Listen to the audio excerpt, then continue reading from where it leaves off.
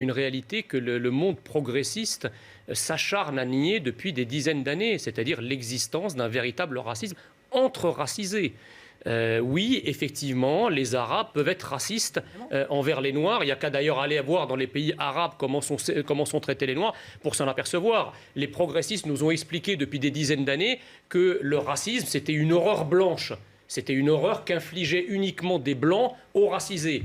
Là, on peut parler aussi d'un racisme transversal, presque, c'est-à-dire entre les communautés et entre racisés. Donc ça, c'est très important. Se développe aussi un autre racisme, c'est-à-dire dans certaines populations radicalisées, islamisées, radicalisées, il y a un racisme contre les Blancs qu'ils appellent les koufars. Voilà. Donc tous ces racismes-là existent. C'est l'importance de l'éducation de l'histoire. L'histoire ne doit pas, et de la manière dont on l'enseigne aussi, oublier qu'il y a eu des traites également arabo-musulmanes et ne pas les minimiser par rapport à d'autres traites, mais en parler avec évidemment tous les mots MAUX, tous les drames et tout le malheur que ça a pu provoquer. Je suis parfaitement d'accord avec vous. Ça, on l'oublie. Sauf qu'aujourd'hui, c'est moins vrai aujourd'hui, mais jusqu'à il y a très peu de temps, c'était un débat interdit. Vous vouliez faire une thèse à l'université sur ce sujet-là, que vous ne trouviez aucun professeur susceptible d'assumer un tel sujet. Juste un dernier mot sur cette question, c'est qu'aujourd'hui, on se rend compte que les principaux vecteurs... Parce qu'en fait, qui dit aujourd'hui dans notre société « sale noir » ou « sale juif » ou toutes ces insultes racistes ? Je ne sais pas qui dit...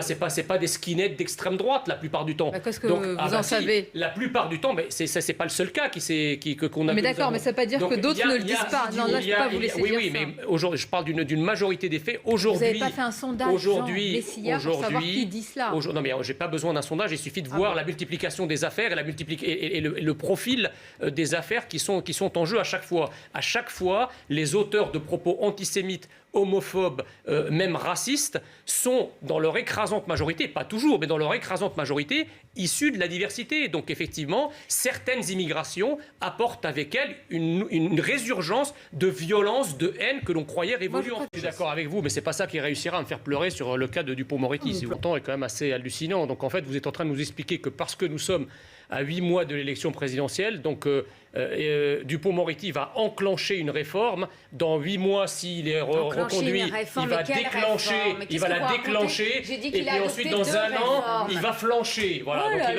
enclenche, il déclenche, il flanche. Vous savez que vous êtes caricatural. Voilà. J'ai dit qu'il a fait adopter 2 réformes. Arrêtez de dire qu'il va porter une réforme. Je vous dis qu'il a fait adopter 2 réformes. C'est ça, donc il l'a enclenché. Il la déclenche quand alors ? Et pas les moindres. Mais qu'est-ce que vous racontez ? Ça a été voté. Suivez un peu ce qui se passe au Parlement. Moi, si vous voulez, j'en ai marre que les macronistes qui sont là, alors c'est pas le cas de Dupond-Moretti, mais les macronistes de manière générale qui sont là depuis 5 ans, ça fait 5 ans qu'ils nous expliquent qu'ils enclenchent et qu'ils déclenchent. Tout ce que constatent les Français, c'est qu'ils flanchent sur tout. Donc le ministre de la Justice, il avait quand même le temps, depuis qu'il a été nommé, de faire quelque chose, notamment sur le renforcement de la chaîne pénale, sur la construction des places de prison. Il n'a rien fait. Il n'a rien fait. Jean, vous n'allez pas reprendre votre slogan de dire que c'est encore le ministre des délinquants, là. Ah bah je dis... Vous le pensez toujours ? Quand on est applaudi, oui, je le pense toujours. Vous croyez qu'on choisit ceux qui vous applaudissent ? Non, mais d'accord, mais il n'a pas dit, allez-y, applaudissez-moi. On ne va pas revenir à ça, mais le moins qu'on puisse dire... J'ai déjà dit, c'est le personnel pénitentiaire qui est bien le moins content de qu'on puisse dire, c'est que déjà avoir nommé comme ministre de la Justice un avocat, c'est quand même... c'est pas la première fois et on espère que ça sera... Voilà, mais vous ne pouvez pas non plus reprocher, si vous voulez, au personnel pénitentiaire et aux forces de l'ordre de ne pas avoir une popularité extrême pour Dupond-Moretti, ce qui est le cas. C'est heureusement qu'on a dans notre histoire... On a même eu un Monsieur Badinter. Vous voyez, Jean Messia, que si je voyais à la tête de la chancellerie un grand magistrat ou même un ancien policier, vous croyez que moi, avocat, je serais mécontente. Mais non, il ne faut plus cet esprit de corps est stupide. Maître, je me permets de vous rappeler qu'en France, ce n'est pas l'état d'esprit de la nomination des ministres. Contrairement à d'autres pays, on ne nomme pas ministre de la Défense un général de l'armée, on ne nomme pas ministre de la Justice un magistrat, on ne nomme pas...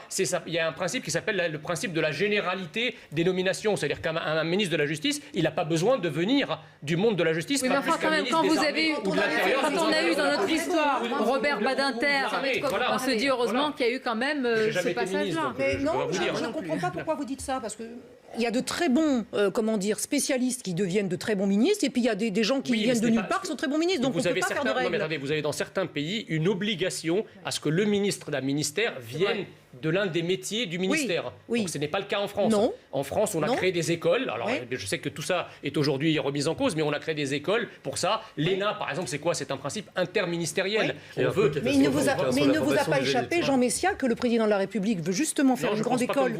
Veut faire justement une grande école où l'école de la magistrature, l'école nationale d'administration et les avocats pourraient venir du même corps. C'est-à-dire une grande usine à gaz, non, pour résumer. Je ne crois pas. Justement, pour casser l'esprit de corps, moi j'y crois beaucoup. D'accord, donc en fait, cette logique, c'est quoi? C'est de dire qu'il y avait un moule à l'ENA, un moule à l'école nationale de la magistrature et un moule des avocats. Donc on va créer un énorme moule qui va être le résumé des 3 moules. On va les faire un dernier mot par rapport, si vous voulez, à la situation, parce que nomination, ça a quand même une signification politique au-delà de la compétence.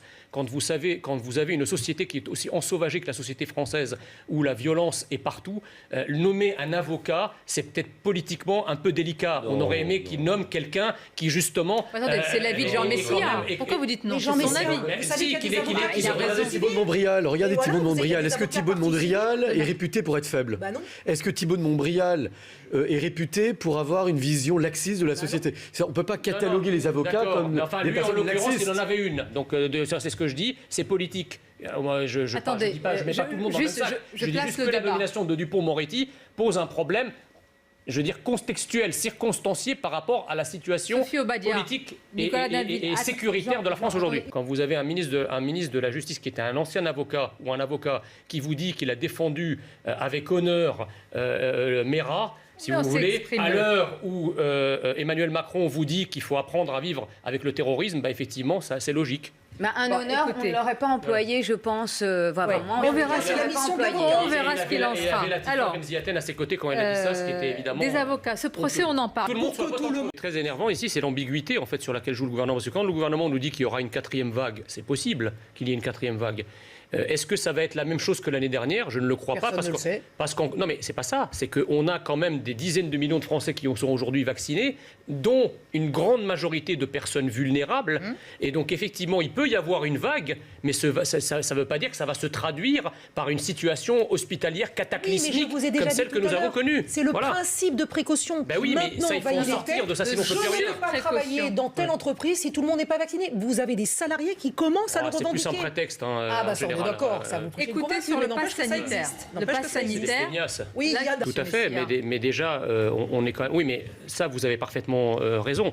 Mais la question, c'est est-ce que la situation aujourd'hui est comparable à ce que nous avons pu connaître l'année dernière? Parce que l'année dernière, on parlait de vague, mais si on ne met pas face à la vague aujourd'hui, si je puis dire, la barrière du vaccin, puisque quand même plusieurs millions de personnes, sinon plusieurs dizaines de millions de personnes sont vaccinées, on ne peut pas raisonner de manière apaisée, si vous voulez. Il ne faut pas non plus inquiéter par trop les gens. Par contre, qu'on pousse les gens, et notamment les plus vulnérables, les plus fragiles, les personnes âgées, et un certain nombre de personnels qui sont au contact de ces personnes à se vacciner, encore une fois, ça peut poser débat. Voilà. Mais il faut pas, c'est pas l'existence d'une 4e vague n'augure en rien de la saturation des urgences comme nous avons pu le connaître jusqu'à présent. C'est important. Je vous dirai bientôt, je ne sais pas. Vous ne voulez pas me dire en réalité? Non, mais j'ai essayé de dire à des jeunes, je ne suis pas sûre que ce soit la meilleure destination, mais je ne sais pas si je les ai convaincus.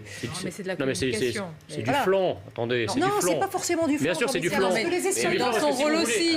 Les Espagnols et les Portugais ont payé très cher. Non, je dis que la déclaration du secrétaire d'État qui déconseille, c'est du flan parce que ça n'aura aucun effet. Si effectivement vous voulez avoir un effet, il faut que ça passe par la coercition et ça s'appelle effectivement le rétablissement d'un contrôle aux frontières, comme ça s'est fait l'année dernière en pleine crise pandémique alors que nous n'avions pas le vaccin. Voilà ce qui marche. Mais déconseiller des déclarations comme ça... Eh bien non, voilà, je suis désolé, oui, je sais, bien sûr, il faut dire que c'est un gros mot pour vous. On en revient tout à l'heure.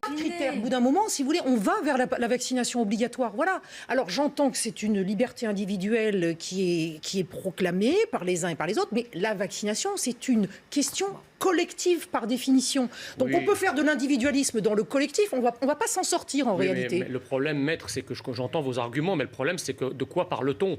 On ne parle pas de la variole, de la poliomyélite, on parle pas mais on parle d'une maladie qui dure, Jean Messia, mais qui dure dans le temps, avec des variants. Que les gens qui sont en contact effectivement d'une densité de population, je vous rejoins, soient vaccinés ou soient obligés de le faire, on peut en discuter. Que les personnes vulnérables, celles qui ont des comorbidités, qui ont ont donc le plus gros risque de finir à l'hôpital, ça c'est pareil. Je vous rappelle quand même que depuis le début de cette crise, le critère qui a présidé à la politique sanitaire, ça a été l'engorgement hospitalier. Oui. C'est pas le nombre de cas, oui. de cas qui se déclarent. Parce qu'en réalité, pour 99% des cas qui se déclarent, c'est quelque chose qui passe comme une grippe en une semaine. Donc il ne faut pas non plus, vous voyez, il y a eu énormément de morts, il y a eu 100 000 morts, certes, mais c'est effectivement, il faut voir le profil de ces morts. Ça ne concerne pas tout le monde de la même manière.